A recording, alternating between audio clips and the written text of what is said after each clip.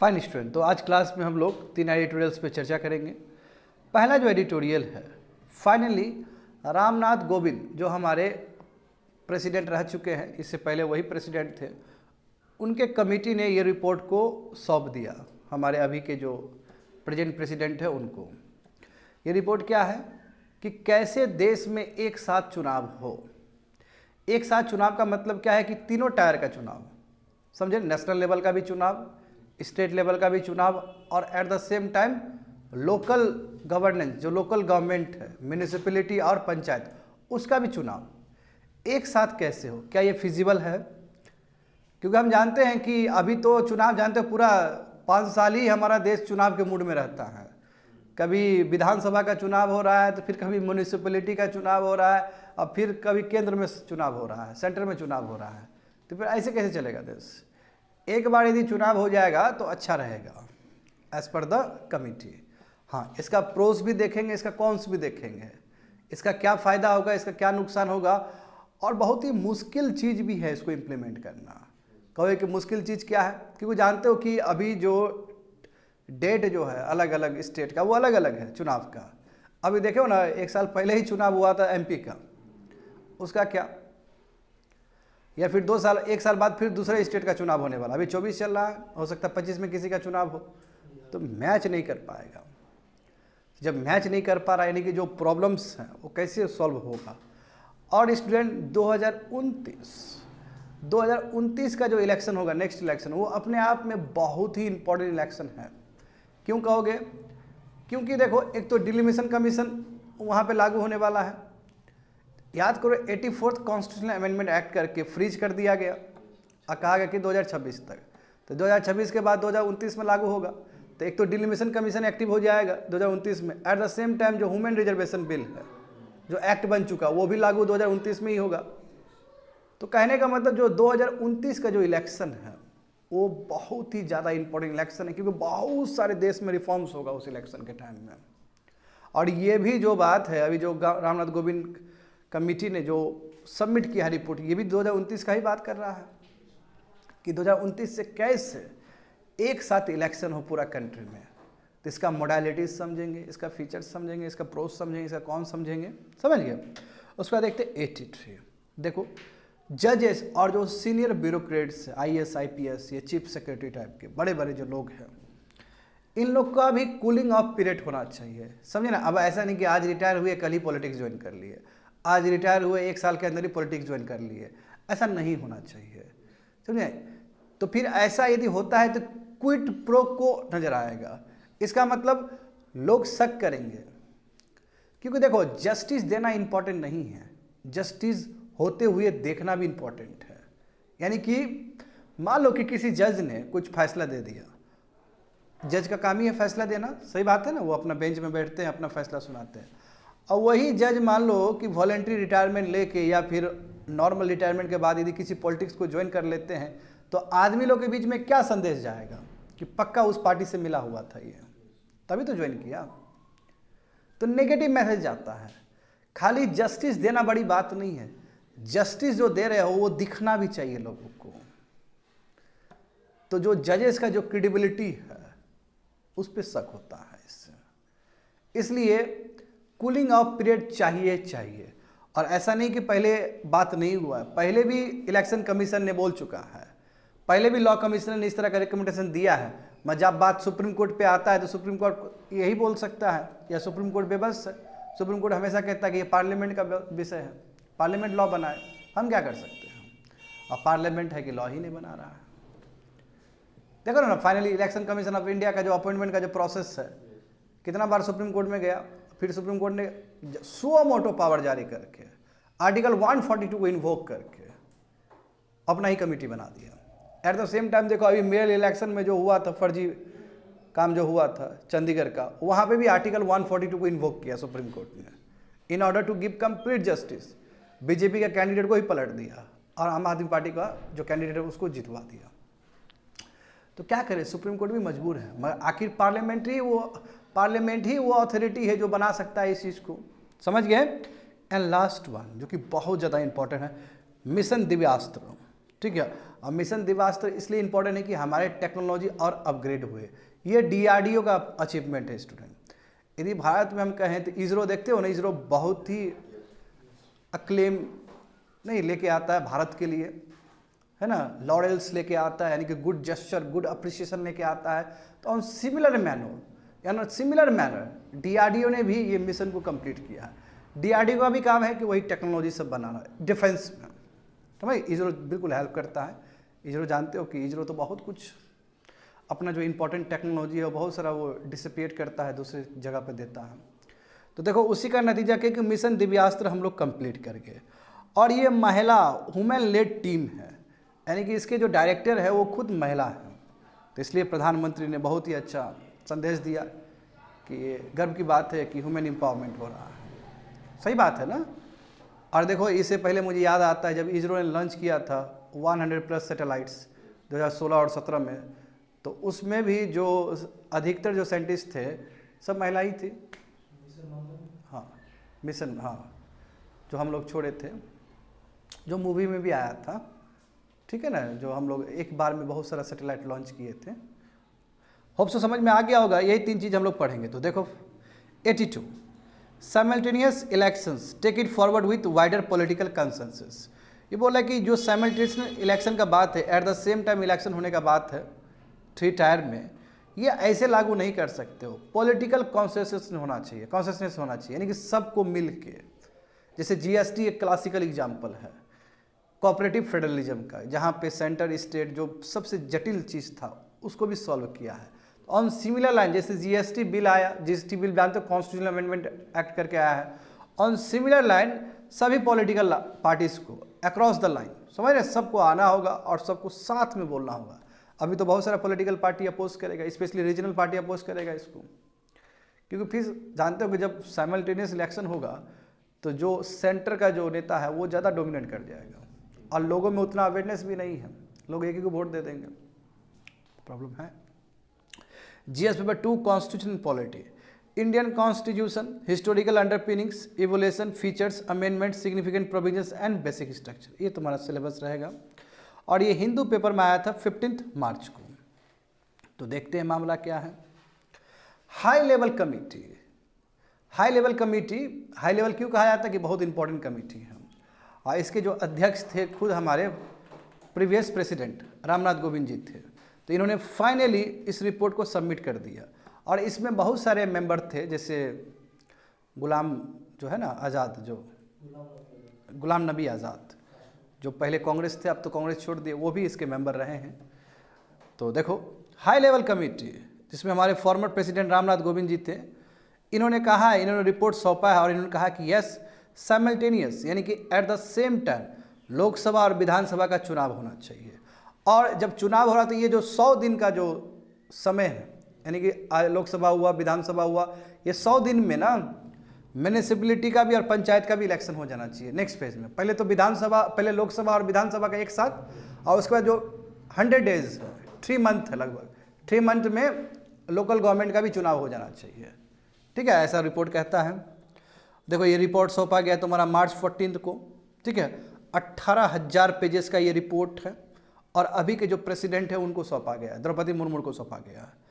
22nd law commission भी prepare कर रही है और ये भी कभी भी शॉर्टली कभी भी ये भी रिपोर्ट सौंप सकती है। और उसमें हम यही अनुमान लगा रहे हैं कि इसका भी सिमिलर प्रपोजल ही होगा कि कैसे साइमल्टेनियस इलेक्शन भारत में हो। समझ गए ना।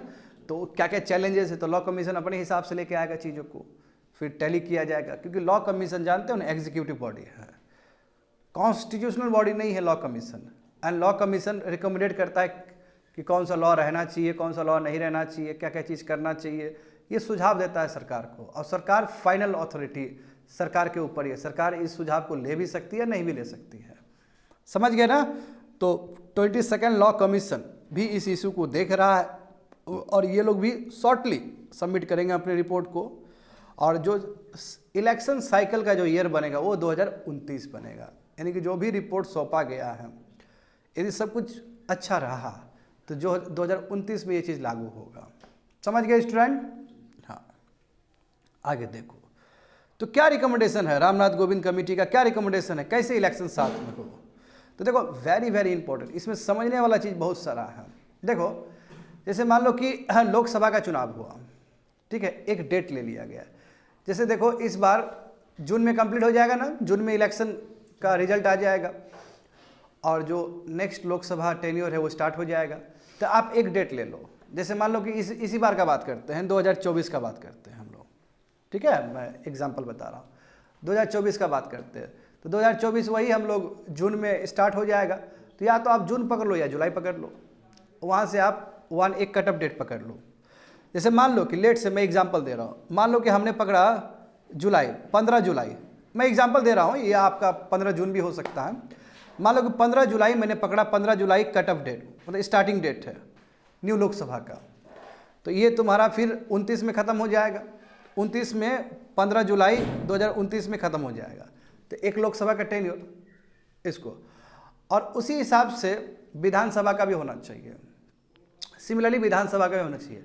हम जानते हैं कि विधानसभा में प्रॉब्लम क्या है कि कोई राज्य में पहले ही इलेक्शन हो चुका है, किसी में इलेक्शन होगा, और बहुत कम ही राज्य है जो कि जनरल इलेक्शन के साथ इन लोगों का भी हो रहा है। जैसे सिक्किम देखो, राज्य सिक्किम एक ऐसा राज्य है कि दोनों का साथ में हो रहा है, और ऐसा बहुत सारे स्टेट है हमारे कंट्री में भी कि जहाँ पे लोकसभा और विधानसभा का साथ में इलेक्शन हो रहा है।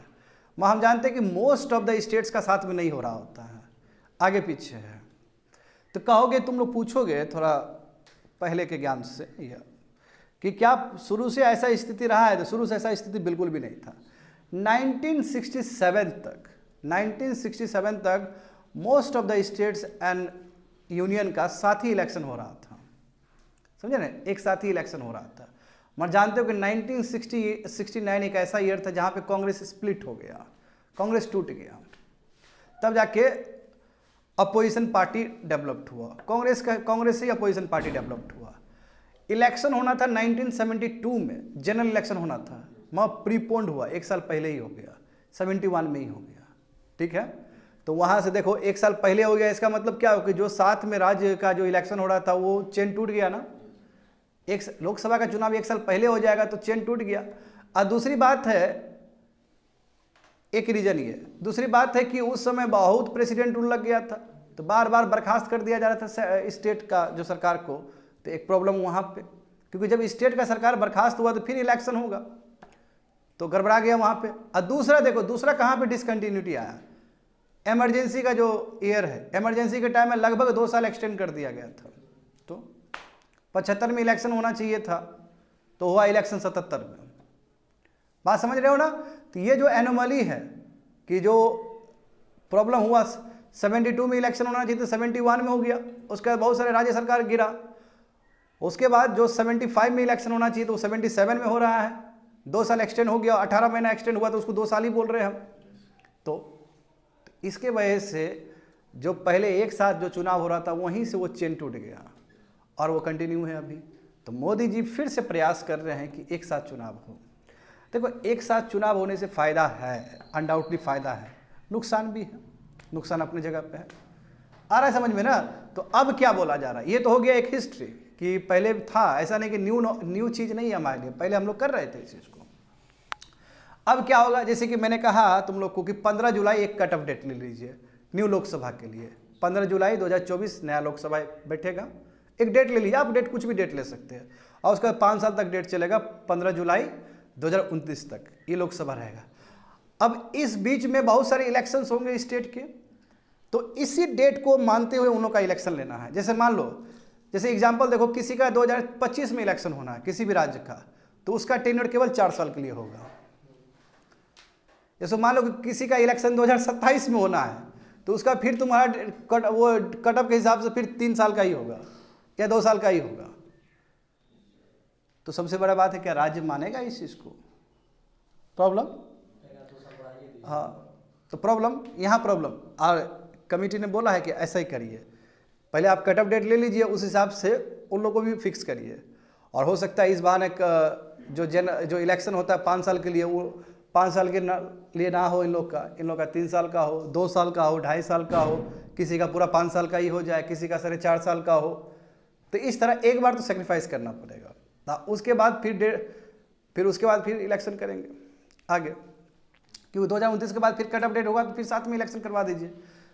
दूसरा देखो, सबसे बड़ा बात आता है कि सरकार तो कभी भी गिर सकता है स्टेट का, सबसे बड़ा प्रॉब्लम ये है। अब देखो इसमें क्या है रिकमेंडेशन, कि मान लीजिए कि सरकार चल रहा था, 5 साल के लिए सरकार चुनाव आता है, चाहे विधानसभा हो चाहे लोकसभा का हो, तो मान लो कि 5 साल जो चल रहा है स्टेट, कोई भी स्टेट, एक्स स्टेट पकड़ते हैं, वो 2 साल चला। अब मान लो कि नो कॉन्फिडेंस मोशन लगा विधानसभा में और उसका सरकार गिर गया, तो जो अब नया सरकार बनेगा वो 3 साल के लिए ही बन सकता है, 5 साल के लिए नहीं। आमतौर पे क्या होता है कि जैसे नो कॉन्फिडेंस मोशन, फिर आप इलेक्शन, फ्रेश इलेक्शन करते हो तो 5 साल रहता है, नॉर्मल जो टेंडेंसी है। तो इसमें बोला कि 5 साल नहीं रहेगा, अब 3 साल रहेगा। अब इसमें सबसे बड़ा प्रॉब्लम कहाँ पे आएगा? देखो प्रॉब्लम सबसे बड़ा यहाँ पे ये आएगा, जो अपोनेंट्स कहते हैं इस रिपोर्ट को लेके कि साइमल्टेनियस इलेक्शन नहीं होना चाहिए, जो साइमल्टेनियस जो नहीं होना चाहिए इलेक्शन, ऐसे लोग क्या कहते हैं, ऐसे स्कॉलर्स क्रिटिक्स क्या कहते हैं कि मान लो कि 5 साल का टेन्योर है स्टेट का और 4 साल तक रूल किया, अब बचा है केवल 1 साल, तो 1 साल बचा हुआ है तो अपोजिशन चाह के भी नहीं गिराएगा उसको, क्योंकि कौन चाहेगा 1 साल तक हम रूल करें। तो इसका मतलब जनता स्वीकार नहीं कर रहा है उसको, क्योंकि नो कॉन्फिडेंस मोशन मतलब क्या, उससे सरकार गिर गया, मगर उसके बाद भी अपोजिशन नहीं चाहता है कि हम सत्ता पे आए, क्योंकि हम सत्ता पे आएंगे तो केवल 1 साल के लिए आएंगे। तब जो पीपल जो चुन के भेजा है उसका अवहेलना हुआ कि नहीं हुआ, कायदे से उसका सरकार गिर जाना चाहिए। इंटरनल कोलिशन हो सकता है, जैसे दो पार्टी देखो हंग असेंबली बनता है कि नहीं बनता है, वो तो तोड़ गुना करके तो होता ही है। कई बार स्थिति ऐसा आता है ना कि कोई मेजोरिटी में नहीं है इलेक्शन सरकार बनाने के लिए, ऐसा कई बार होता है, ऐसे भी सर तोड़ के करना वो अलग बात है। हाँ हाँ, तो मैं बोल रहा हूँ कि अभी तो आपको 1 साल के लिए भी आना पड़ेगा अभी के नियम के हिसाब से, अभी का ना बात कर रहे हैं हम। तो सबसे बड़ा यहाँ पे यही बात फंसेगा, तो कौन अपोजिशन आना चाहेगा 1 साल के लिए? 4 साल तक रहा, नो कॉन्फिडेंस मोशन लगा, वो मेजोरिटी अपना साबित नहीं कर पाया, तो कौन अपोजिशन 1 साल के लिए रहना चाहेगा सबसे? और यदि 1 साल के लिए नहीं रहना चाह रहा है तो फिर पीपल जो वोट किया था उसका फिर तिरस्कार हो रहा है। इतना मेहनत करके जो वोट किया था उसको इसलिए वोट किया था कि ताकि मेजोरिटी में रहे, वो काम करे। तो यहाँ पे ये प्रॉब्लम आएगा। तो देखते हैं आगे, ये मैंने दोनों का ही बताया इस तरह होगा, बात समझ रहे हो ना, क्योंकि दूसरा कोई उपाय ही नहीं है। स्पेशली एक कट ऑफ डेट दोगे तभी जाके होने वाला है। कट ऑफ डेट मतलब वही 15 जुलाई से लेकर 15 जुलाई 2024 से लेकर 15 जुलाई 2029 तक, और इस बीच में आपको फिक्स करना पड़ेगा, समझे ना, जो टेन्योर है स्टेट असेंबली का, उसी हिसाब से आपको रखना पड़ेगा। होप सो समझ में आ गया होगा। वही सब चीज़ वहाँ पे लिखा गया है बच्चे लोग, मैं पढ़ देता हूँ, मैंने सब कुछ समझा दिया है तुम लोग को। देखो, What are the recommendation by the Ramnath Govind Committee to synchronize election from 2029 cycle? Committee has suggested that the President, through a notification issued on the first sitting of the Lok Sabha, first sitting मान लो वही 15 जुलाई हुआ, post general election के बाद, और उसी को appointed date लिखेंगे, जो हम कट ऑफ डेट बोले तो वही अपॉइंटेड डेट है, समझे। एंड वो डेट क्या होगा कि बिगिनिंग है न्यू इलेक्ट्रल साइकिल का, यानी कि 15 जुलाई लेट से 15 जुलाई 2024 क्या है, हाँ, बिगिनिंग है न्यू इलेक्ट्रल साइकिल का। State assembly that are formed after the appointed date, 15 जुलाई 2024 के बाद जो भी स्टेट असेंबली बना, ठीक है, वो वहीं तक रहेगा, यानी कि 15 जुलाई 2024 से लेकर 15 जुलाई 2029 तक स्टेट को भी फॉलो करना पड़ेगा। Would conclude before the subsequent general election, समझ रहे हो ना। After this election to be the Lok Sabha and state assembly would be held simultaneously, यानी कि उसका टेन्योर इस बार है, उसका टेन्योर कम हो सकता है। इसका भी कट ऑफ डेट आप सेम रख दिए जैसे लोकसभा का है। लोकसभा तो फुल एंजॉय करेगा, 5 साल अपना टेन्योर, तो उसके लिए स्टेट असेंबली को कहीं ना कहीं सेक्रीफाइस करना पड़ेगा। किसी में 3 साल हो जाएगा, किसी में 270 दिन हो सकता है, किसी में 1 साल हो सकता है, किसी में 1 साल भी हो सकता है, समझे ना। तो इस तरह कट ऑफ डेट उनको ही फॉलो करना पड़ेगा स्टेट को। आगे देखो, how to resolve the problem, कैसे, देखो वही सवाल है, जब हाउस डिजॉल्व हो जाए, जब विधानसभा डिजॉल्व हो जाए या लोकसभा डिजॉल्व हो जाए, चलो लोकसभा भी देखते हैं ना, क्या दिक्कत है। एक कट ऑफ डेट लिए, मान लो कि यहाँ पे 2 साल चला, लोकसभा में 2 साल चला, मान लो कि लोकसभा में स्थिति खराब हो गया, तो अब जो नया सरकार होगा वो केवल 3 साल के लिए होगा, बात समझ गए ना। और सेम विधानसभा पे भी होगा। तो पैनल ने क्या बोला, क्या सुझाया है कि फ्रेश इलेक्शन जो होगा न्यू लोकसभा में ठीक है, जब हंग हाउस हो जाए या नो कॉन्फिडेंस मोशन, हंग हाउस में मतलब कि कोई मेजोरिटी प्रूव नहीं कर पा रहा है, उसको हंग असेंबली कहते हैं, जहाँ पे प्रेसिडेंट और गवर्नर अपना डिस्क्रिशनरी पावर को यूज़ कर सकता है। सवाल उठता है ना कि गवर्नर कब अपना डिस्क्रिशनरी पावर को यूज़ करे, जो संविधान में दिया गया है। गवर्नर कब करे, प्रेसिडेंट कब करे, तो गवर्नर और प्रेसिडेंट तभी वो डिस्क्रिशनरी पावर को यूज़ करता है जब हंग असेंबली हो, कोई मेजोरिटी प्रूव नहीं कर पा रहा तब। तो ये बोला कि जब हंग असेंबली है, नो कॉन्फिडेंस मोशन लग गया, तो उस समय जो टेन्योर होगा वो रिमेनिंग टर्म के लिए ही होगा स्टूडेंट, यानी कि 2 साल के लिए, 3 साल के लिए, 4 साल के लिए, और पूरा कंप्लीट 5 साल के लिए नहीं होगा। ये बहुत बड़ा परिवर्तन आ जाएगा स्टूडेंट, समझ पा रहे हो ना, ये बहुत बड़ा परिवर्तन होगा इस तरह देखा जाए तो। देखो, तो वही फ्रेश इलेक्शन जब होगा लेजिस्लेटिव असेंबली के लिए, तो फिर नए असेंबलीज आएंगे, ठीक है, और फिर नए, वही मान लो कि 2 साल खत्म हो गया, फिर तीसरा साल आ रहा है, तो 3 साल के लिए ही रहेगा, कहने का मतलब ये है। और फिर वो भी डिजॉल्व हो जाएगा, जैसे कट ऑफ डेट हो गया तो वो भी डिजॉल्व हो जाएगा, यानी कि 15 जुलाई 2029 हुआ तो सब डिजॉल्व हो जाएगा हाउस सब, और फिर सबको फ्रेश इलेक्शन में जाना पड़ेगा।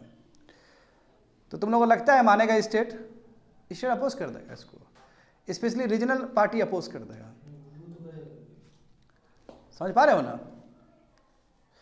आगे देखो, what are the constitutional amendment required, ये तो बहुत बड़ा बात है। यदि हम सबको साथ में इलेक्शन करवाना चाहते हैं, स्टेट को, सेंटर को और लोकल बॉडी को, तो संविधान में बहुत जगह संशोधन करना पड़ेगा आपको। तो कौन सा आर्टिकल को यूज़ किया जाएगा, मतलब कौन सा आर्टिकल में संशोधन करना पड़ेगा, तो देखो वहाँ पे पैनल ने कहा है कि अमेंडमेंट करना पड़ेगा आर्टिकल 83 में। आर्टिकल 83 क्या है, हाउस ऑफ पार्लियामेंट, उसमें ड्यूरेशन बताया गया है, ड्यूरेशन 5 साल का ड्यूरेशन दिया गया है, तो उसमें आपको अमेंडमेंट करना पड़ेगा। Eight the same time article 172 करना पड़ेगा, ये विधानसभा का टेन्योर से रिलेटेड है, समझ गए ना। और हाँ, तुम लोगों के मन में सवाल होगा, क्या स्टेट का भी रेटिफिकेशन की ज़रूरत है, स्टेट का भी परमिशन की ज़रूरत है, तो स्टेट का परमिशन कोई ज़रूरत नहीं है। यहाँ पे आर्टिकल 83 और आर्टिकल 172 ये पूरा पार्लियामेंट के डोमेन का हिस्सा है, मतलब लोकसभा जो है उसका ही डोमेन का हिस्सा है, लोकसभा और राज्यसभा का ही डोमेन का हिस्सा है। तो ये जो कॉन्स्टिट्यूशनल अमेंडमेंट करना पड़ेगा, इसमें स्टेट का रेटिफिकेशन करने की ज़रूरत नहीं है एज पर द कमिटी। हाँ, ऐसा बहुत सारा आर्टिकल होगा जहाँ पे जब हम संशोधन करेंगे तो फिर स्टेट का भी चाहिए परमिशन। एग्जाम्पल देखो, आर्टिकल 324A, आर्टिकल 325, जब इसको संशोधन करेंगे, इसमें अमेंडमेंट करेंगे तो स्टेट का भी परमिशन लेना होगा। तो ये आर्टिकल में क्या दिया गया है, देखो, जब आप एक साथ, देखो अभी जो चुनाव हो रहा है म्यूनिसिपैलिटी का और पंचायत का, कौन करता है, स्टेट करता है ना, तो वो स्टेट का डोमेन है। जब स्टेट का डोमेन है और सेंटर उसमें घुसना चाह रही है तो स्टेट से परमिशन तो लेना ही पड़ेगा आपको, आया समझ, क्योंकि वो फेडरल इशू है, तो वहाँ पे स्टेट का परमिशन की जरूरत है। दूसरा क्या है, आर्टिकल 325, क्या 325 है, देखो अभी इलेक्शन कमीशन ऑफ इंडिया काम क्या है, 2 इलेक्शन करता है ये, मतलब ऐसे तो बहुत सारे इलेक्शन करता है, जैसे लोकसभा का इलेक्शन कौन करता है, इलेक्शन कमीशन ऑफ इंडिया, विधानसभा का इलेक्शन कौन करता है, इलेक्शन कमीशन ऑफ इंडिया, और जो म्यूनिसिपैलिटी का जो इलेक्शन होता है, जो लोकल वही पंचायत का जो इलेक्शन होता है वो स्टेट इलेक्शन कमीशन करता है, इसलिए स्टेट इलेक्शन कमीशन बनते हैं। अब क्या है कि ये पावर खुद इलेक्शन कमीशन ऑफ इंडिया अपने हाथ में रख लेगा, क्योंकि एक साथ करवाना है तो वही करेगा। तो उसके लिए आर्टिकल 325 को संशोधन करना होगा कि अब इलेक्शन कमीशन ऑफ इंडिया ही करेगा सब काम, बात समझ गए ना। तो इसलिए स्टेट का परमिशन की जरूरत है, वही तैयार करेगा कॉमन इलेक्टोरल रोल, यानी कि सबका जो आईडी कार्ड आता है ना, सबका नाम आता है ना जी, जब आप वोट देने के लिए जाते हो तो आपका एक रहता है पेज, वहाँ पे वही इलेक्टोरल रोल बनाने का काम वही इलेक्शन कमीशन ऑफ इंडिया ही करेगा, वोटर आईडी इशू करने का काम वही करेगा। तो इसलिए आर्टिकल 325 में भी संशोधन करने की जरूरत है, समझ गए ना। तो ये जो कॉन्स्टिट्यूशनल अमेंडमेंट है इसमें स्टेट का जरूरत है, और भी होगा इसके अंदर, ठीक है, अभी नहीं दिया गया इसमें, क्योंकि इतना ही संशोधन करने से थोड़ी चलेगा, अभी तो और ज़्यादा संशोधन करना पड़ेगा स्टूडेंट। आगे देखो, तो इसमें क्या बताया गया, प्रेजेंटली देखो लिखा गया ना, presently election commission of India Lok Sabha और असेंबली का इलेक्शन देखता है, लोकल बॉडी का जो इलेक्शन देखता है, यानी कि लोकल बॉडी जो म्यूनिसिपैलिटी और पंचायत का जो इलेक्शन जो मैनेज करता है वो कौन करता है, स्टेट इलेक्शन कमीशन करता है। आने वाले समय में सब ब्यौरा उठाएगा इलेक्शन कमीशन ऑफ इंडिया, इसलिए आर्टिकल 325 को अमेंड करना पड़ेगा। उसके लिए स्टेट का, क्योंकि अभी स्टेट कर रही है ना वो चीज़, जब स्टेट वो कर रही है और फिर इलेक्शन कमीशन करेगी तो फिर स्टेट से परमिशन लेना पड़ेगा आपको, ये फेडरल इशू आ जाएगा। What are the other important aspect of the Govind committee recommendation, और क्या है, तो इस कमेटी ने कहा है स्टूडेंट कि टोटल 18 अमेंडमेंट करना पड़ेगा, 18 अमेंडमेंट करना पड़ेगा संविधान में, समझ गए ना। और हाँ, एक इम्प्लीमेंटेशन ग्रुप भी होगा, एक ग्रुप बनाया जाएगा जो इम्प्लीमेंटेशन ग्रुप है, मतलब जो लागू कर सके। तो एक इम्प्लीमेंटेशन ग्रुप भी बनेगा जो कमेटी का रिकमेंडेशन को एग्जीक्यूट कर सके, क्योंकि बहुत सारा कमेटी ने अपना रिकमेंडेशन दिया, उसको एग्जीक्यूट करने के लिए एक तुम्हारा इम्प्लीमेंटेशन ग्रुप बनेगा, समझे। और इन्होंने कहा है कि देखिए इस तरह कमेटी रिपोर्ट अपना बनाई है, रामनाथ कोविंद का जो कमेटी है, इस तरह कमेटी ने अपना रिकमेंडेशन दी है कि बहुत कम संशोधन करना पड़े संविधान में, क्योंकि संविधान में बहुत ज़्यादा संशोधन कर दोगे तो वो भी बहुत क्रिटिसिज्म होगा, तो बहुत कम करना पड़ेगा as per the committee. Committee ने कहा कि बहुत बेयर मिनिमम अमेंडमेंट करना पड़ेगा कॉन्स्टिट्यूशन में। तो कमेटी ने यह भी कहा कि government should develop a legally tenable mechanism to restore the cycle of, और इसलिए कमेटी ने कहा है कि सरकार को कोशिश तो करना चाहिए, सरकार को ऐसा मैकेनिज्म बनाना चाहिए ताकि साइमल्टेनियस इलेक्शन भारत में हो, और साइमल्टेनियस इलेक्शन होगा तो बहुत फायदा होगा इंडिया को। क्या क्या फ़ायदा होगा तो समझो, क्या क्या एडवांटेज होगा आगे देखो। यदि एक साथ इलेक्शन हो भारत में, विधानसभा, लोकसभा, और 100 दिन के अंदर तुम्हारा म्यूनिसिपैलिटी और पंचायत का भी, यदि एक फ्लो में इलेक्शन हो जाएगा तो क्या फ़ायदा होगा। यहाँ पे देखो प्रत्येक साल इलेक्शन ईयर में ही रहते हैं हम लोग, नहीं, हर एक साल किसी न किसी राज्य में इलेक्शन हो ही रहा है, हर एक साल कहीं ना कहीं किसी म्यूनिसिपैलिटी में इलेक्शन हो ही रहा है। तो वही बोला कि सब जो इलेक्शन हर एक साल जो हो रहा है, तो इससे तुम्हारा गवर्नमेंट के ऊपर बहुत प्रेशर आता है, बर्डन पड़ता है। Business, worker, court, political parties, candidate, election, civil society सब प्रभावित होते हैं। अब जैसे एग्जांपल देखो, टीचर का काम है पढ़ाना, सही बात है ना, इलेक्शन ईयर में पता है इन लोगों का ड्यूटी हो जाता है, तो प्रॉब्लम। तो जो नॉर्मल जो आदमी काम करते हैं वो नॉर्मल काम नहीं कर पाते हैं, ठीक है। उन लोगों का जो नॉर्मल जैसे बिजनेस चलाना है, अब जैसे देखो अभी मॉडल कोड ऑफ कंडक्ट लग गया ना, मॉडल कोड ऑफ कंडक्ट। अब इससे क्या हुआ कि सरकार नया पॉलिसी नहीं ला सकती। अब मान लो कि देश में नया पॉलिसी भी चाहिए तो फिर भी सरकार लेके नहीं आ सकती। तो अब कहोगे कि सर ये तो जरूरी है, मगर क्या हर साल ही जरूरी है? फिर विधानसभा का होगा तो विधानसभा में तो मॉडल कोड ऑफ कंडक्ट लगता है। तो यदि इसी तरह 5 साल मॉडल कोड ऑफ कंडक्ट लगते रहे तो फिर गवर्नेंस का क्या होगा? तो इसलिए गवर्नेंस को यदि ठीक से देखना है तो एक साथ इलेक्शन कर दो, खत्म हो जाएगा 5 साल। अब 5 साल आराम से पॉलिटिशियन लोग, लीडर लोग अपना पूरा फोकस होकर गवर्नेंस पे काम करेंगे, ऐसा मानना है कमेटी का। क्योंकि 5 साल पूरा समूचा 5 साल में मिल गया। हाँ, क्रिटिक्स ये भी बोलेंगे, देखो क्रिटिक्स यहाँ पे बहुत सही राइटली पॉइंट आउट करते हैं कि यदि आप 5 साल तक उसको खुला छोड़ दीजिएगा तो वो 4 साल तक कुछ काम नहीं करेगा, समझे ना। हो सकता है सारे 4 साल तक कुछ काम नहीं करे और 6 महीना में काम करके वो फिर वोट बटोर ले। अभी तो कम से कम उसको डर है कि भाई चलो लोकसभा का तो जीत गए, विधानसभा भी जीतना है, तो हमको कुछ यहाँ काम करना पड़ेगा, तभी रिफ्लेक्ट होगा नीचे, तभी हमको चुनेगा। तो अभी प्रेशर रहता है कैंडिडेट्स के ऊपर कि फिर इलेक्शन है, उसमें भी खड़ा होगा हमारा कैंडिडेट, हमको अभी करना पड़ेगा। तो कहीं ना कहीं वो प्रेशर से काम कर रहा है। तो इस चीज़ का दोनों ही इशू हो सकता है। आ रहा है समझ में क्या बोल रहे हैं? देखो यहाँ पे तो देखो, सेपरेट इलेक्शन होने से क्या होता है, रिसोर्सेस वेस्ट हो रहा है। जैसे टीचर है तो टीचर अपना पढ़ाता तो कितना बढ़िया होता, तो टीचर रिसोर्सेस है कि नहीं है बताओ। तो जो आर्मी है रिसोर्सेस है कि नहीं है। अब इलेक्शन कमीशन ऑफ इंडिया ने कितना बढ़िया से इस बार जो अभी प्रेस कॉन्फ्रेंस कर रहे थे, ये जो नए इलेक्शन कमीशन ऑफ इंडिया है, उन्होंने कितना बढ़िया से बोला था कि कितना आर्मी को मोबिलाइज करना कितना डिफिकल्ट टास्क है। सुने हो ना बच्चे लोग, तुम लोग प्रेस कॉन्फ्रेंस जो अभी इलेक्शन कमीशन में, जो कि बहुत बड़े शायर भी है, बहुत अच्छा शायरी भी बोलते हैं, हर चीज़ में ही शायरी आता है उनको और बहुत अच्छा बोलते हैं। तो उन्होंने कहा कि देखिए आप लोगों को पता नहीं है आर्मी लोगों को कितना मेहनत करना पड़ता है। वही अब देखो बताओ, लोकसभा के लिए आर्मी लोग आया, फिर विधानसभा में तो आर्मी पैरामिलिट्री फोर्स रखना पड़ता है। तो ये तो रिसोर्सेज का लॉस न हुआ जी। पॉलिसी पैरालिसिस कि अब मॉडल कोड ऑफ कंडक्ट लग गया, कोई पॉलिसी अब लागू नहीं हो सकता है, तो पैरालिसिस ही है वो, यानी काम नहीं कर रहा है। ह्यूज इम्पैक्ट और सोशो इकोनॉमिक कॉस्ट, बहुत सारा नुकसान हो रहा है। दूसरी बात है देखो, वोटर फैटिक हो जाएगा, यही कारण वोटर ठग जाएगा। यही कारण है कि देखो जब लोकल चुनाव होता है तो वोटर लोग ज़्यादा वोट करने के लिए नहीं जाता है। अरे बोलता है क्या यार विधानसभा का दिए, थक जाएगा वो भी। अरे भाई उसको भी तो नॉर्मल काम करना है, तो वोटर फैटिक हो जाता है, समझे। और एक साथ चुनाव हो तो अपना जाएगा, बोलेगा सबको हम दे देंगे एक ही बार में, हमारा भी टेंशन फ्री, और आदमी और उत्साह से पार्टिसिपेट करेगा। ऐसे तो लोग जा ही रहा है इलेक्शन, और टर्न अराउंड देखते हो ना, पंचायत में जो होता है टर्न अराउंड बहुत कम होता है। सिंक्रोनाइजेशन, अब ये जब सिंक्रोनाइजेशन हो जाएगा, सबके एक साथ इलेक्शन सबका होगा, तो क्या है कि हम रिसोर्सेज को एफिशिएंट तरीके से, अच्छे तरीके से यूज़ कर सकते हैं। बस एक बार यूज़ किए, उसके बाद रिसोर्सेज अपना अपना काम कर रहा है सब। हाँ, मैं सबसे बड़ा सवाल ये होता होगा, तुम लोग के मन में आता होगा कि क्या जब चुनाव अलग अलग होता है और एक साथ जब चुनाव हो तो क्या पैसा में कोई अंतर है? तो ज़्यादा अंतर नहीं है, पैसा उतना ही लगेगा। ठीक है, ये रिपोर्ट पहले का रिपोर्ट है। जैसे हमारे दिमाग में आएगा ना कि पैसा भी बचेगा, पैसा कुछ नहीं बचता, पैसा लगभग सेम ही खर्च होता है। जैसे विधानसभा में अलग अलग इलेक्शन हो रहा है, मतलब अभी जैसे क्या होता है कि स्टेट में अलग टाइम में इलेक्शन होता है, लोकसभा में इलेक्शन अलग टाइम में हो रहा है। हम लोग के मन में आएगा ना कि साथ में इलेक्शन होगा तो पैसा बचेगा, साथ में इलेक्शन हो तो पैसा बचेगा, ऐसा नहीं है, पैसा लगभग सेम ही खर्च हो रहा होता है। ये एस्टिमेटेड रिपोर्ट है। आगे देखो तो वही बोल रहा है, देखो यहाँ पे दूसरी बात है आइडेंटिटी पॉलिटिक्स। देखो अभी पॉलिटिक्स कितना होता है, कास्ट पे पॉलिटिक्स होता है, रिलीजन पे पॉलिटिक्स होता है, तो ये पॉलिटिक्स से भी बच पाएंगे हम लोग। अभी जितना पॉलिटिक्स होता है उतना पॉलिटिक्स नहीं होगा यदि साथ में इलेक्शन होगा तो। समझ गए ना, एज पर द कमिटी।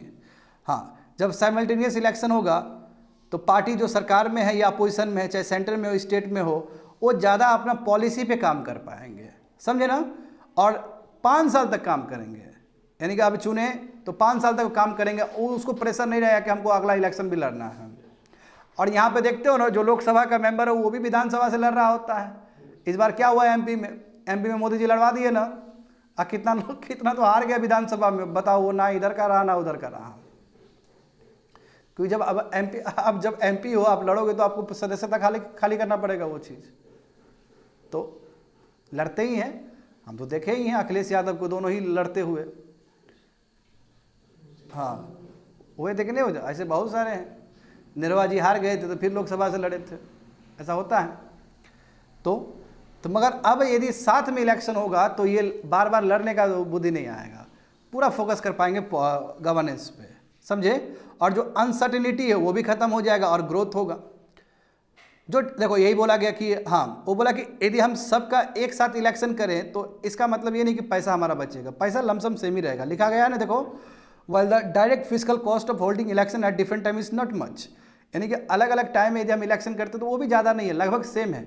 मगर एक साथ इलेक्शन करने से फ़ायदा ये होता है कि गवर्नेंस स्ट्रांग हो जाएगा, स्टेबिलिटी रहेगा, कास्ट पॉलिटिक्स सब नहीं होगा, आइडेंटिटी पॉलिटिक्स नहीं होगा। और इंडियन वोटर देखो, अब देखो यहाँ सबसे बड़ा सवाल यही है कि हम लोग के मन में यही आता है कि हमेशा केंद्र डोमिनेट कर लेगा जब साथ में इलेक्शन होगा। तो कमेटी ने क्या बोला है कि देखिए वोटर इतना बुड़बक नहीं है, वोटर को पता है केंद्र में कौन है और विधानसभा में कौन है, and voter are well known. ये भी बात सही है, पता है।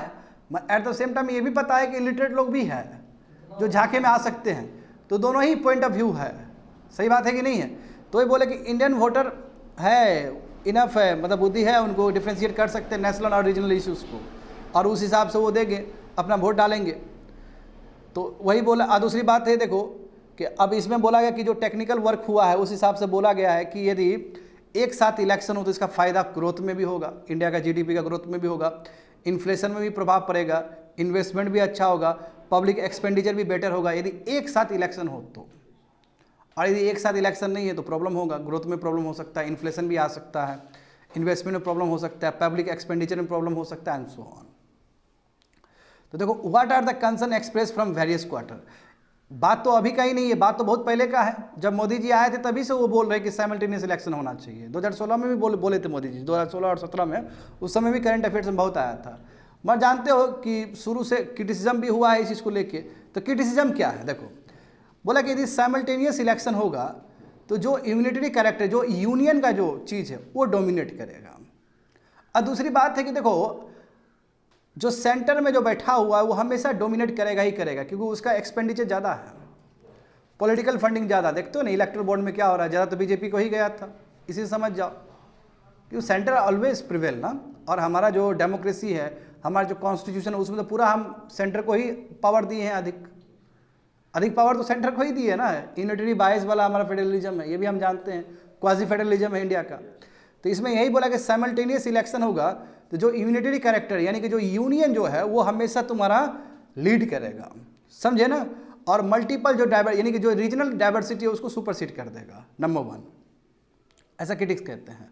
एग्जाम्पल देखो 47 जो पॉलिटिकल पार्टीज है उसने अपना ओपिनियन दिया और उसमें से 1/3 यानी कि लगभग 15 पार्टीज ने कहा कि नहीं हमको बिल्कुल मंजूर नहीं है ये साइमल्टेनियस इलेक्शन। समझे? क्योंकि आखिर साइमल्टेनियस इलेक्शन का जो भार झेलेगा वो रीजनल पार्टी ही झेलेगा। टेन्योर तो उसके हिसाब से नीचे फिक्स हो रहा है, लोकसभा के हिसाब से नीचे फिक्स हो रहा है, तो रीजनल पार्टी ही सफर होगा इसका। समझ पा रहे हो ना? हाँ, यदि सरकार देखो वही बात है जो बोले थे, यदि मान लो कि 5 साल का सरकार है, 4 साल तक हुआ और फिर 4 साल के बाद नो कॉन्फिडेंस मोशन लगा तो अपोजिशन बैठना नहीं चाहे। कौन बैठना चाहेगा 1 साल के लिए? तो ये प्रॉब्लम देखो, यही पॉइंट 3 में बताया गया अच्छे से। तो ये कहीं ना कहीं जो स्पिरिट ऑफ डेमोक्रेसी है उसका बर्बादी है, क्योंकि कायदे से तो इलेक्शन होना चाहिए, कायदे से अपोजिशन को बैठना चाहिए। वहाँ अपोजिशन नहीं आएगा 1 साल के लिए, बोलेगा हम 1 साल के लिए क्यों रूल करें, इस बढ़िया फ्रेश इलेक्शन रुकते हैं। इसका मतलब वो सत्ता गिर गया था विधानसभा का, वहाँ उसके बाद भी अपोजिशन नहीं आना चाह रहा। इसका मतलब क्या कि डेमोक्रेसी का उल्लंघन हुआ कि नहीं हुआ? पूरा डेमोक्रेसी का उल्लंघन हुआ वो।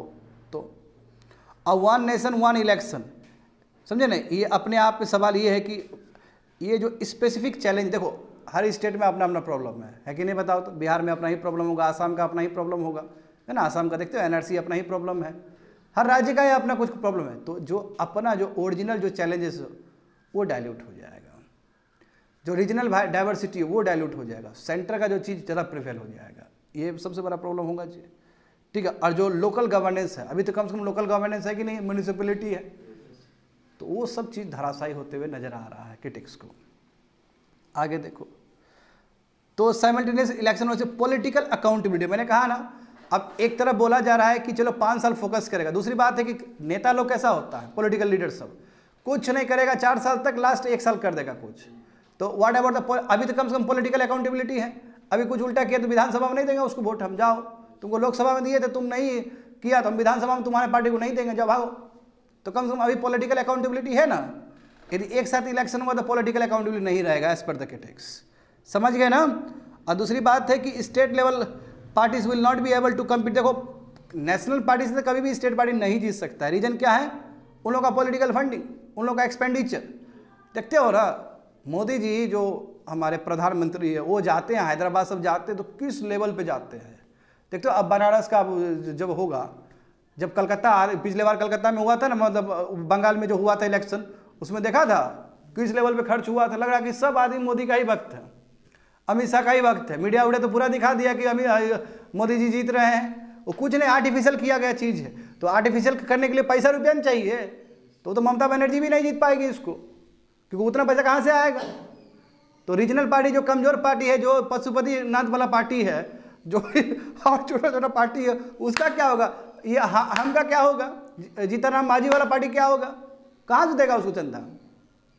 तो जाहिर सी बात है जिसके पास चंदा ज़्यादा होगा उसका आवाज़ ज़्यादा होगा। फिर तो यहाँ पे रीजनल डाइवर्सिटी जो है वो प्रॉब्लम में आ जाएगा, वो खतरे में आ जाएगा। समझ पा रहे हो ना स्टूडेंट? हाँ देखो ना, मैं तो कहता हूँ म्यूनिसिपल इलेक्शन में प्रधानमंत्री सब पहुँच जाते हैं। हाँ, मुंबई में पहुँच गए थे, हैदराबाद में हमारे अमित शाह पहुँच गए थे, और वो भी गाजा वाजा के साथ। और वही देखो बाकी सब पार्टी खत्म, क्योंकि they have lot of expenditure. समझे? वे फॉरवर्ड क्या आएगा, रास्ता क्या है जब इतना चैलेंजेस है? और इसका प्रोस भी है एट द सेम, क्योंकि हम तो सिविल सर्विस का ना पढ़ाई कर रहे हैं, हमें तो दोनों ही एंगल से देखना है।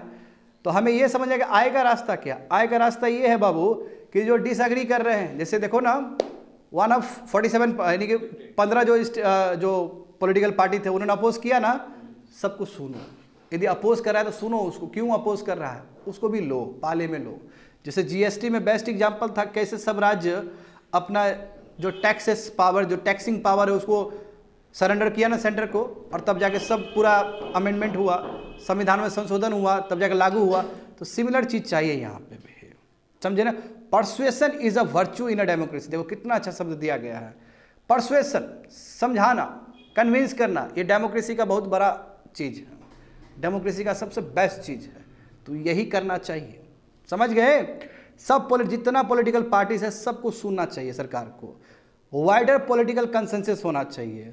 और बहुत इंपॉर्टेंट है, क्योंकि यदि होल्डिंग आप अब इलेक्शन एक साथ करते हो और बिना पॉलिटिकल पार्टी को पूछे हुए, तो ये डेमोक्रेटिक वैल्यूज़ को अंडरमाइन कर देगा, ये डेमोक्रेसी नहीं कहेंगे इसको।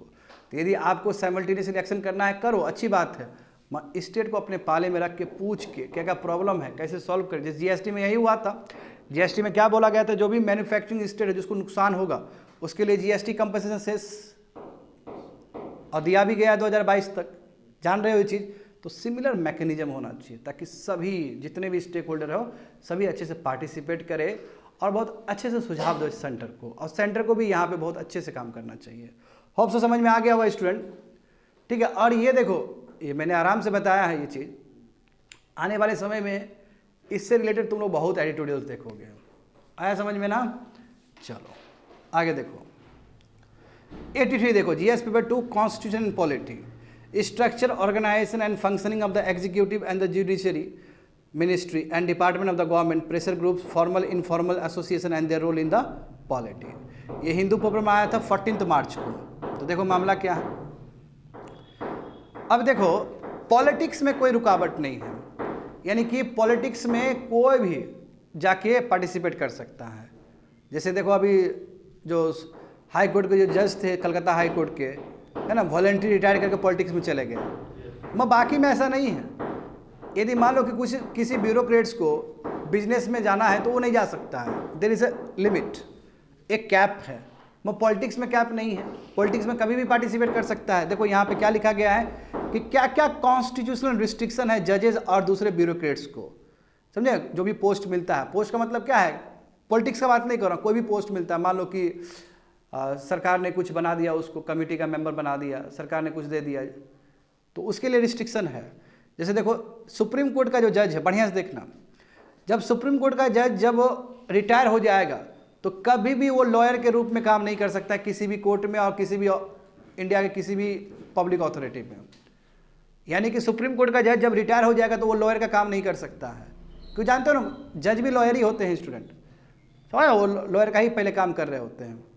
जब सुप्रीम कोर्ट के जज जब रिटायर हो जाएंगे तो फिर लॉ वाला प्रैक्टिस नहीं कर सकते हो किसी भी कोर्ट में जाके, ये है रिस्ट्रिक्शन। बात समझ में आ रहा है ना? ये वाला हो गया। जो जज हाई कोर्ट का है उसके ऊपर भी रिस्ट्रिक्शन है, मगर वो सुप्रीम कोर्ट में या अदर हाई कोर्ट में अपीयर कर सकता है, मगर बाकी जगह उसका रिस्ट्रिक्शन है। तो कम से कम रिस्ट्रिक्शन तो है यहाँ पे, है ना। उसी तरह देखो सीएजी जो है, कंट्रोलर एंड ऑडिटर जनरल, और जो चेयरमैन है पब्लिक सर्विस कमीशन का, वो कभी भी सेंटर या स्टेट गवर्नमेंट का कोई भी ऑफिस पे एम्प्लॉय नहीं हो सकता है जो पब्लिक ऑफ इंटरेस्ट का वाला, जो तुम्हारा प्रॉफिट ऑफ इंटरेस्ट वाला चीज़ हो। यानी कि जो आपका यूपीएससी का जो चेयरमैन है ना, यूपीएससी का चेयरमैन या जो मेंबर्स होते हैं सीएजी जो हो गए, वो कभी भी एम्प्लॉयबल नहीं है स्टेट का, और तुम्हारा जो सेंटर का जो पोस्ट होगा उसमें नहीं वो हो सकते हैं। होप सो समझ में आ गया होगा। तो ये ऐसा क्यों दिया, ऐसा क्यों रिस्ट्रिक्शन दिया गया इन लोग को? इन लोग को रिस्ट्रिक्शन इसलिए दिया गया ताकि फेवरेटिज्म ना हो। अदरवाइज मान लो कि सीएजी को हम दे दिए दूसरा पोस्ट आफ्टर रिटायरमेंट, इसका मतलब क्या, सीएजी पक्का सरकार के लिए काम कर रहा होगा। यदि जजेस को मान लो कि जजेस को पोस्ट दे दिए, इसका मतलब क्या कि जजेस पक्का किसी पार्टी के लिए काम कर रहा होगा, या जो गवर्नमेंट में होगा उसके लिए काम कर रहा होगा। तो इसलिए फेवरेटिज्म को अवॉइड करने के लिए उन लोगों को रिस्ट्रिक्ट किया गया कि आप फलना पोस्ट नहीं ले सकते हो आफ्टर रिटायरमेंट। समझ गए, ये चीज़ है। तो मगर what about the political post? मगर पॉलिटिकल पोस्ट का क्या, उसके लिए तो कोई रिस्ट्रिक्शन ही नहीं है। जो अभी प्रेजेंट जजेस है, प्रेजेंट जो ब्यूरोक्रेट्स है, वो भी बताओ अपना पोस्ट छोड़ के जाता है इलेक्शन लड़ने के लिए। देखो मैं सैकड़ों एग्जाम्पल दे सकता हूँ तुम लोग को। जैसे याद करो, गुप्तेश्वर पांडे जी डीजीपी रहे हैं बिहार के, और उन्होंने वॉलंटरी रिटायरमेंट ले लिया। डीजीपी रहे, बुढ़बक बच्चा लोग नहीं पता है तुम लोग को, हाँ। तो उन्होंने क्या वीआरएस ले लिया, वॉलंटरी रिटायरमेंट ले लिया, और कुछ दिन बचा हुआ था, कुछ महीना बचा हुआ था।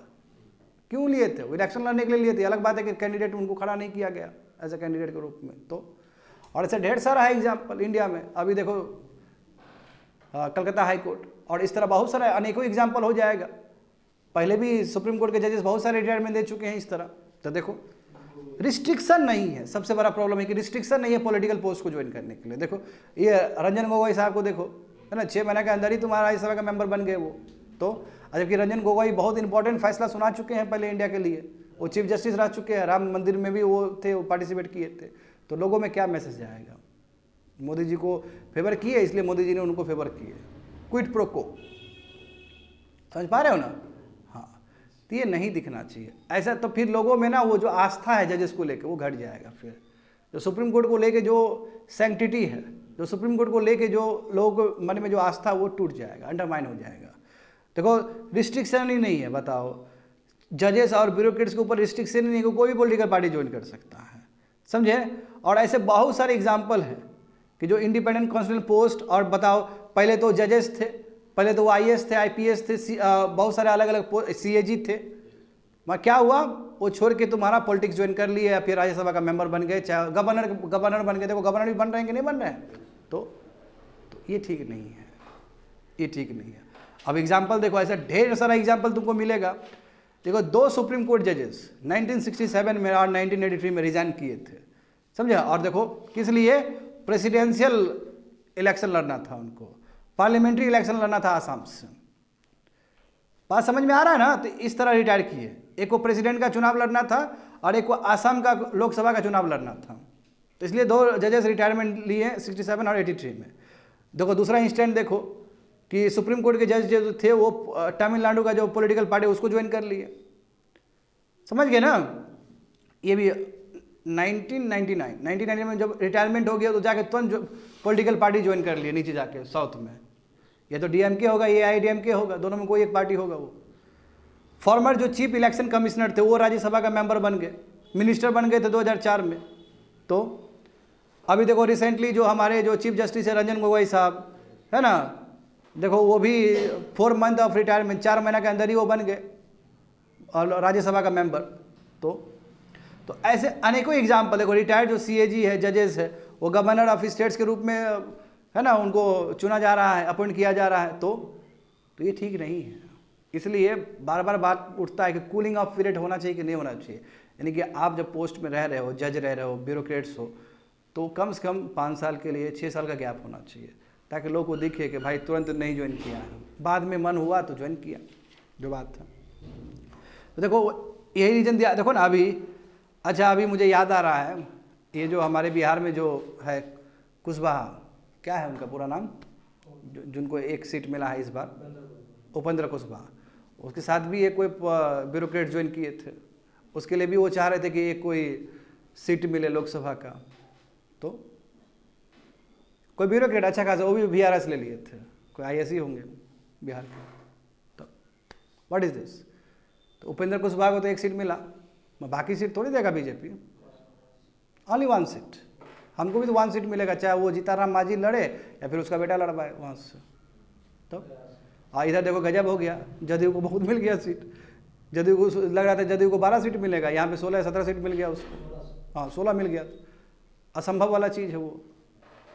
सीमांचल वाला तो जाएगा वो बढ़िया से, सीमांचल तो जीत ही नहीं पाएगा जदयू।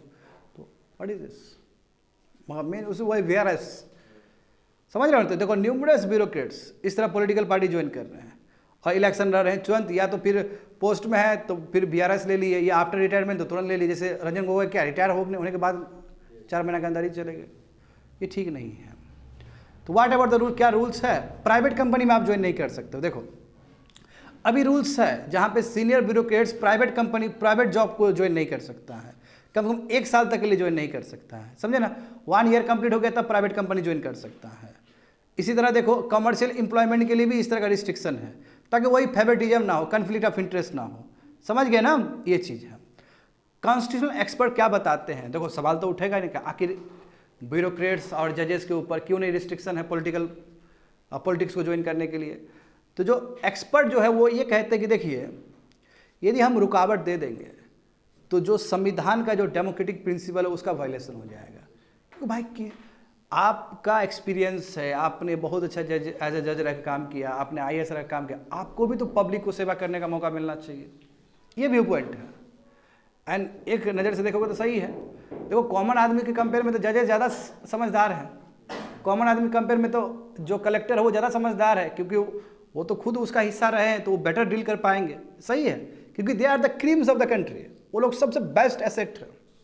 जैसे एग्जांपल देखो असबनी जो है हमारे, है ना, जो हैं रेलवे मिनिस्टर जो है, देखो उन्होंने पॉलिटिक्स ज्वाइन करके कितना उद्धार किया भारत के लिए। तो वो भी तो ब्यूरोक्रेट ही रहे हैं, फिर टेक्नोक्रेट रहे हैं, फिर आज देखो रेलवे मिनिस्टर है। यदि तुम उनको रिस्ट्रिक्शन लगाते तो उतना बेस्ट कहाँ से रेलवे मिनिस्टर हमें को मिलता। तो सवाल उठता है ये भी। तो इसलिए जो एक्सपर्ट है वो कहते हैं कि नो, हम उसको मना नहीं कर सकते। मना करेंगे तो डेमोक्रेसी का जो प्रिंसिपल है कि कोई भी आके सेवा कर सकता है, उस चीज़ को वायलेशन हो जाएगा। ठीक है, अपना जगह सही है वो भी। तो व्हाट अबाउट द रिकमेंडेशन, क्या इलेक्शन कमीशन ने इसको लेकर काम नहीं किया पहले? क्या सुप्रीम कोर्ट का जजमेंट है इस चीज़ को लेके? तो देखो, इलेक्शन कमीशन ने 2012 में यूनियन गवर्नमेंट को कहा था, सेंट्रल गवर्नमेंट को, उस समय मनमोहन जी का सेकंड टेन्योर, कहा था कि कूलिंग ऑफ पीरियड होना चाहिए टॉप ब्यूरोक्रेट्स का, समझे ना, यानी कि पॉलिटिकल पार्टी या इलेक्शन लड़ने से पहले उन लोगों का कूलिंग ऑफ पीरियड होना चाहिए, ठीक है। मगर सरकार ने देखो, जब ये इलेक्शन कमीशन ऑफ इंडिया ने जब ये रिकमेंडेशन दिया तो सरकार के पास पहुंचा, ये सरकार ने इसको रिजेक्ट कर दिया। सरकार ने इसलिए रिजेक्ट कर दिया कि यदि, क्योंकि उस समय के जो सरकार के जो अटॉर्नी जनरल थे, समझे ना, जैसे अभी सॉलिसिटर जनरल तुषार मेहता है ना, जो बार बार जाते हैं वहाँ पे, तो उसी तरह जो अटॉर्नी जनरल उस समय थे, उन्होंने कहा कि नो, ये जो इलेक्शन कमीशन ऑफ इंडिया का जो भी चीज़ है रिकमेंडेशन, इसको फॉलो नहीं किया जाए। क्यों नहीं किया जाए? यदि हम किसी को मना कर देते हैं पॉलिटिक्स में आने में, तो इससे क्या होगा, तुम्हारा जो कॉन्स्टिट्यूशनल प्रोविजन और जो डेमोक्रेटिक वैल्यूज है वो अंडरमाइन हो जाएगा, क्योंकि इन लोगों को भी पूरा पावर होना चाहिए कि वो पब्लिक के हक में काम कर सके। मामला गया सुप्रीम कोर्ट में, सुप्रीम कोर्ट में देखो रिट पिटीशन डिसमिस हो गया, चलो डिसमिस कर दिया गया 2022 में, और सुप्रीम कोर्ट भी बार बार यही बोल रहा है कि देखिए मेरे हाथ में कुछ नहीं है, ये जो भी है वो पार्लियामेंट ही डिसाइड करेगा, तो मेरा डोमेन का चीज़ नहीं है ये, बात समझे नहीं, पार्लियामेंट विल डिसाइड। आगे देखो, तो प्रोपोनेंट क्या है, जो कूलिंग ऑफ पीरियड के लिए जो बोल रहा है उसका क्या कहना है? उसका ये कहना है कि देखो, justice should not be only done, केवल न्याय होना नहीं चाहिए, केवल न्याय होना ये बड़ी बात नहीं है, न्याय जो हो रहा है वो दिखना भी चाहिए। ये बहुत इंपॉर्टेंट चीज़ है, ये फेमस कोट है student, justice should not only be done but also be seen to be done, यानी कि दिखना चाहिए, जस्टिस होते हुए दिखना। कैसे दिखेगा? कूलिंग ऑफ पीरियड ला के, नहीं तो मान लो कि आज जज ने कुछ सुनाया, कल के दिन में वही जज किसी पॉलिटिकल पार्टी को ज्वाइन कर लिया, तो लोगों में क्या मैसेज जाएगा कि देखो मिला हुआ था, इसलिए इसके जजमेंट, हाँ जो अपना जजमेंट दिया था वो फेवर किया उसको, पार्टी को, ये आएगा कि नहीं आएगा बताओ? इसलिए जस्टिस होते हुए दिखना भी चाहिए, इसलिए कूलिंग ऑफ पीरियड होना चाहिए, समझे। इंडिपेंडेंट कॉन्स्टिट्यूशनल अथॉरिटी और सीनियर ब्यूरोक्रेट्स के लिए बिल्कुल भी होना चाहिए, जजेस के लिए, सबके लिए होना चाहिए, बात समझे। तो वही बोल रहा है कि अब ये पूरी तरीके से किसके ऊपर है? लेजिस्लेचर के ऊपर है।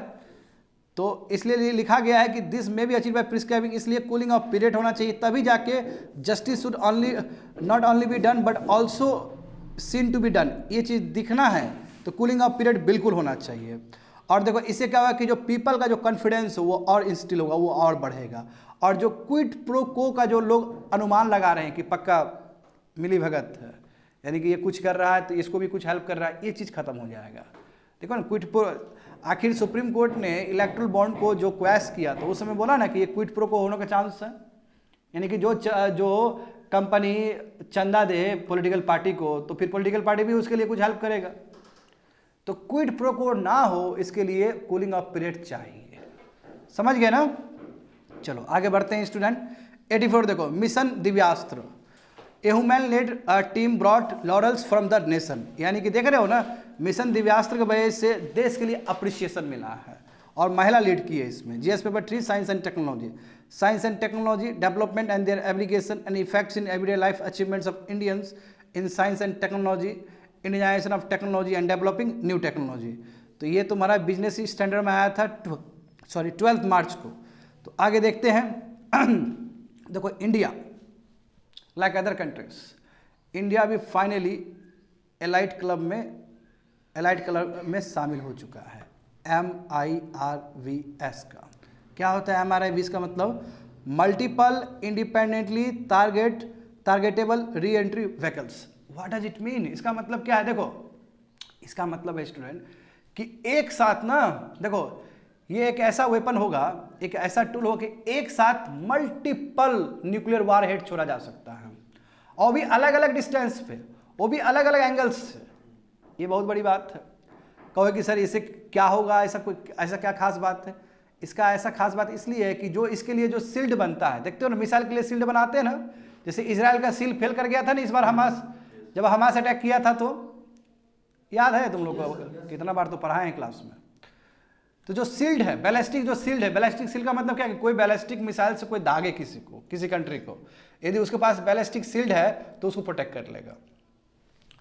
इसमें क्या है, यदि MIRVS है तो तुम्हारा शील्ड कोई काम का नहीं है, क्योंकि भाई वो उसमें 5-6 है, कितना शील्ड उसको प्रोटेक्ट करेगा?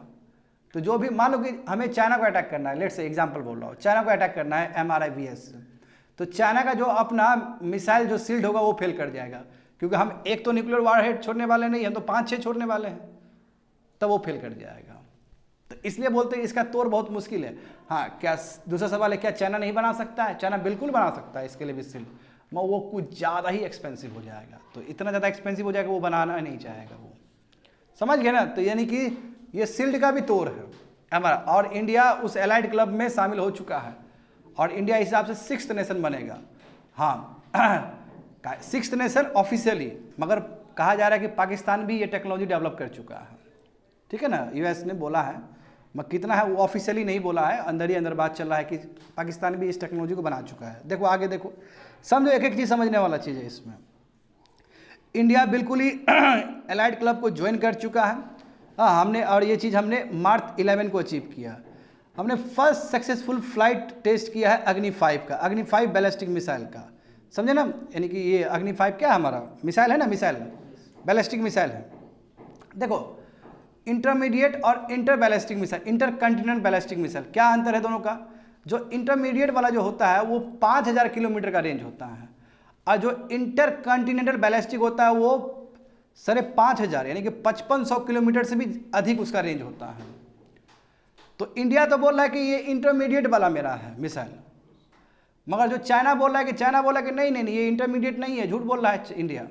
ये क्या है? इंटर कंटिनेंटल बैलिस्टिक मिसाइल है। ये शब्द सबको लिखो बच्चे लोग, ये शब्द बहुत इंपॉर्टेंट शब्द सब है ये। चाइना बोल रहा है कि नो इसका तो रेंज 7000 तक है, इंडिया झूठ बोल रहा है, ऐसा चाइना क्लेम किया है, ठीक है। और जिस हिसाब से लग रहा है तो लग तो रहा है कि सच में ही इंटर कंटिनेंटल बैलिस्टिक ही होगा ये, इसका रेंज बहुत बड़ा है। देखो बात समझो, तो देखो अभी तक जो भी परमानेंट मेंबर है UNSC का, उसके पास ही ये टेक्नोलॉजी है। जैसे यूनाइटेड स्टेट्स के पास ये टेक्नोलॉजी है, UK के पास है, रसिया के पास है, चाइना के पास है और फ्रांस के पास है। सब विक्टर पावर है ना, UNSC के मेंबर है ना सभी लोग। अब इंडिया भी इस ग्रुप में शामिल हो गया। अब इंडिया के पास भी अपना MIRVS टेक्नोलॉजी है, यानी कि multiple independent targetable re entry vehicles. देखो ये जो मिशन दिव्यास्त्र है, ये पहला हमारा इस तरह का टेक्नोलॉजी है जो कि DRDO ने बनाया था। कहाँ से? जो अब्दुल कलाम जो आइलैंड है उड़ीसा, वहाँ से वहाँ बनाया गया, वहाँ पर लॉन्च किया गया। सीना रानी जो वही डायरेक्टर जो हेड है, जो डायरेक्टर है, जो हेड है इस प्रोजेक्ट का, सीना रानी मेन चेहरा है मिसाइल प्रोजेक्ट का, ठीक है। और जो हैदराबाद में जो एक लैब है वहीं पे ये सब कुछ हुआ था, बना था वहाँ पे, and she was heading the project. तो क्या समझते हो MIRVS? बढ़िया समझना। इसका मतलब है कि सिंगल मिसाइल, ये सिंगल मिसाइल जो सिस्टम है वो मल्टीपल न्यूक्लियर वारहेड को अलग अलग टारगेट में छोड़ सकता है। यही कारण था कि मिसाइल शील्ड फेल कर जाएगा, क्योंकि किसको किसको तुम रोकोगे। और ऐसा नहीं कि बच्चे लोग जो अलग अलग जगह फेंक रहे हैं तो एक का और दूसरे का डिस्टेंस कम है, नहीं, हो सकता है कि वो अगला वाला 100 किलोमीटर आगे जाके गिरे, और वो भी बहुत डिफरेंट एंगल्स से। इतना खास चीज़ यही है। आमतौर पे क्या होता है कि हम जब एक मिसाइल से छोड़ते हैं तो आसपास ही गिरता, ऐसा नहीं है। हो सकता है एक आपका 100 किलोमीटर आगे जाके गिरे, और वो भी डिफरेंट एंगल्स, हो सकता है वो 60 डिग्री एंगल से, डिफरेंट एंगल से गिरे एज कम्पेयर टू अदर। यही तो सबसे खास चीज़ है इसका, समझे। तो वही बोल रहा है कि पहले हमारे पास जो ट्रेडिशनल मिसाइल था उसमें हम एक ही वार हेड छोड़ सकते थे और एक ही जगह टारगेट कर सकते थे। मैं इसमें ऐसा नहीं है कि मल्टीपल टारगेट भी है। MRVS फुल फॉर्म में ही समझ में आ जाएगा, इंडिपेंडेंट है और मल्टीपल टारगेट्स है वो, समझ गए। तो देखो अब क्या है कि जो MRV टेक्नोलॉजी डेवलप्ड हुआ इंडिया में, इससे क्या कि हम सेपरेट री एंट्री व्हीकल वो कर सकते, कैरी कर सकते हैं, and can be programme into hit a separate target. देखो अलग अलग सेपरेट टारगेट हिट किया जा सकता है इस चीज से, देख रहे हो ना। देखो डिफरेंट स्पीड से हिट किया न्यूक्लियर न्यूक्लियर हेड को डिफरेंट स्पीड से, डिफरेंट एंगल्स से, डिफरेंट डायरेक्शन हम छोड़ सकते हैं, और इसलिए जो मिसाइल शील्ड होगा वो फेल कर जाएगा। तो वॉशिंगटन बेस्ड जो रिसर्च ऑर्गेनाइजेशन है उसने कहा कि इससे ना, यानी कि एक और दूसरे मिसाइल में जो अंतर है लगभग 1500 किलोमीटर का भी अंतर हो सकता है। समझ पा रहे हो ना तुम लोग, इतना ज्यादा डिफरेंट डायरेक्शन जिससे जा सकता है। आगे देखो, तो YMRV success is a major milestone. क्यों इसको हम कहें कि बहुत बड़ा अचीवमेंट है भारत के लिए? बिल्कुल बहुत बड़ा अचीवमेंट है इंडिया के लिए, क्योंकि अभी तक तो हम लोग क्या कर रहे थे, अभी तक तो हम ट्रेडिशनल मिसाइल का यूज़ कर रहे थे। इससे क्या हुआ कि ये effective ballistic missile defence counter measures है। यानी कि देखो वही बात है कि ये हमारे पास डेवलप्ड है, तो जो भी कंट्री, जो भी एडवाइजरी कंट्री है, जैसे चाइना हो गया, चाइना के साथ हमारा तनाव बहुत खराब रहता है, नहीं हर समय तनाव में रहते हैं हम लोग। जैसे पाकिस्तान हो गया, तो उन लोगों के पास जो शील्ड है वो भी फेल कर जाएगा, जो मिसाइल शील्ड है वो फेल कर जाएगा, इसलिए बहुत इंपॉर्टेंट है हमारे लिए। देखो बोला ना अग्नि 5 मिसाइल है, उसको बहुत डिफिकल्ट है इंटरसेप्ट करना, क्योंकि इसका जो वार हेड है वो अलग अलग टारगेट को अचीव करेगा, वो अलग अलग टारगेट को जाएगा अचीव करने के लिए, तो कितना शील्ड लगाओगे, सवाल ये है। तो मल्टीपल मिसाइल्स आप MRV से कर सकते हो, और BMD है यानी कि जो शील्ड सिस्टम है वो फेल कर जाएगा। और यदि शील्ड सिस्टम बनाना भी चाहे चाइना सब, तो बहुत ही कॉस्ट इफेक्टिव नहीं होगा, बहुत महंगा पड़ेगा वो उसके लिए, समझ गए ना। तो देखो MRV विल बूस्ट द अग्नि 5 चांस ऑफ हिटिंग, इसलिए जो अग्नि 5 जो मिसाइल है वो और पिन पॉइंट एक्यूरेसी से हिट कर पाएगा, और शील्ड एडवर्जरी कंट्री का शील्ड फेल कर जाएगा। आगे देखो, तो हाउ मैनी, सवाल ये है कि कितना, आखिर ये जो MRVP है वो कितना मिसाइल्स को एक साथ लॉन्च कर सकता है। तो देखो इस पर क्लियर अभी बात नहीं है, बस एक्सपर्ट अनुमान लगा रहे हैं, क्योंकि जब दिव्यास्त्र टेस्ट जब हो रहा था तो उसमें लगभग 4 to 6 डमी वारहेड को छोड़ा गया, ये प्रैक्टिस चल रहा था। 4 to 6 वारहेड को छोड़ा, डमी मतलब क्या, अभी प्रैक्टिस जो हो रहा था वहाँ पे, ठीक है। उसमें क्या है 4 से लेकर 6 का रेंज बताया गया है, मगर यदि देखा जाए तो वो चलो पहली बार हुआ था टेस्ट, तो वो कन्फर्मेशन नहीं है, मगर ये तो गारंटी है कि 3 से लेकर 6 वारहेड के बीच में ये छोड़ सकता है। अभी आंसर नहीं मिला, अभी सरकार ने इसको बोला भी नहीं कि कितना होगा, मगर जो एक्सपर्ट अनुमान लगा रहे हैं, जो टेस्ट हुआ था उसके आधार पर जो अनुमान लगा रहे हैं, तो कम से कम 3 से लेकर 6 वारहेड एक साथ में छोड़ सकता है ये।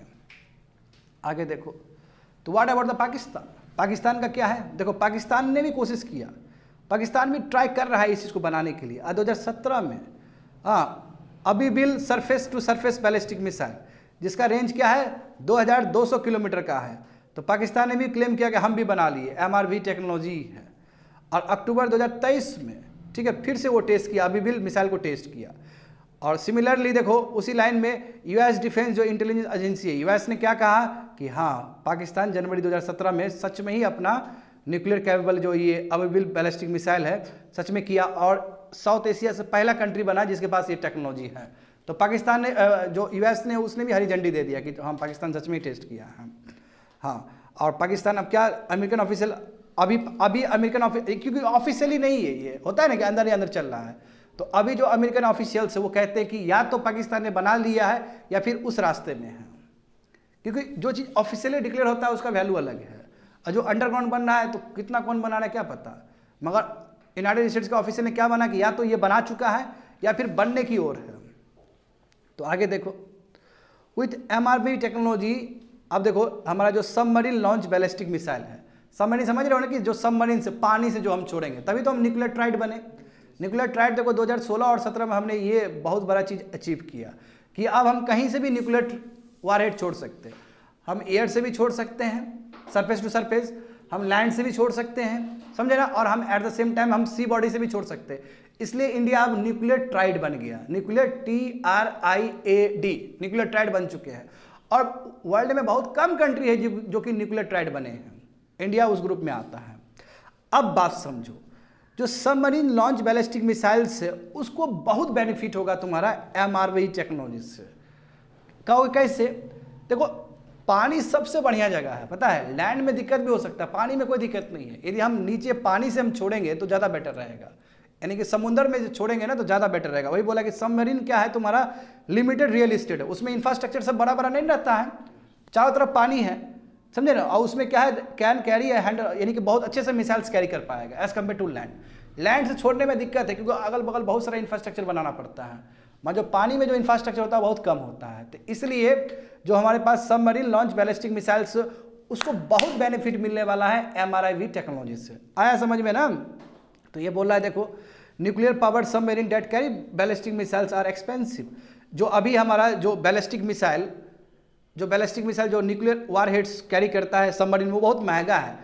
MRV टेक्नोलॉजी उसमें इंटीग्रेट कर देंगे तो सस्ता हो जाएगा, अच्छा हो जाएगा, एफिशिएंसी बढ़ जाएगा, एक तो वहाँ पे रियल इस्टेट वाला कोई प्रॉब्लम भी नहीं होगा। तो ये सबमरीन के लिए सबसे बेस्ट हो जाएगा स्टूडेंट, समझ गए ना। और दूसरी बात वही है कि increasing the number of target that India's SLMBs could hit would be the next logical step, यानी कि इंडिया कितना हिट कर पाएगा वो आगे का विषय है, उस पर देखेंगे, क्योंकि अभी तो हम लोग केवल बनाए हैं, कितना वार हेड हम लोग एक साथ में छोड़ सकते तो वो भी सरकार ने हमें कोई आंकड़ा दिया नहीं है, बस हम लोग डिसाइड कर रहे हैं, जो भी टेस्ट हुआ उस हिसाब से डिसाइड कर रहे हैं। तो एक्चुअल रेंज अग्नि 5 का कितना है, जो तुम लोग को शुरू में बोले थे, अग्नि 5 क्या है, इंटरमीडिएट रेंज बैलिस्टिक मिसाइल है, यानी कि 5000 किलोमीटर के आसपास, समझे ना। मगर जो मीडिया रिपोर्ट है तो क्या बोलता है कि ये वाला जो MRV है, जो अग्नि वाला जो हमारा है, उसका क्या हो सकता है, ये इंटर कॉन्टिनेंटल बैलिस्टिक मिसाइल हो सकती है, यानी कि 5500 किलोमीटर से ज़्यादा रेंज है। और चाइना ने क्लेम किया कि अग्नि 5 जो एक्चुअल रेंज है वो 7000 से लेकर 8000 किलोमीटर तक का है। तो हमारा डिफेंस ऑफिशियल कह रहा है कि यस ठीक है, अग्नि 5 बैलिस्टिक मिसाइल हो सकता है, हम 7000 से ऊपर जा सकते हैं, है ना। गवर्नमेंट ने कंफर्म नहीं किया है, मगर जो मीडिया से आ रहा है खबर कि हाँ इसका रेंज सच में ही बहुत बड़ा है। ये अचीवमेंट है भारत की। Restaurant completed.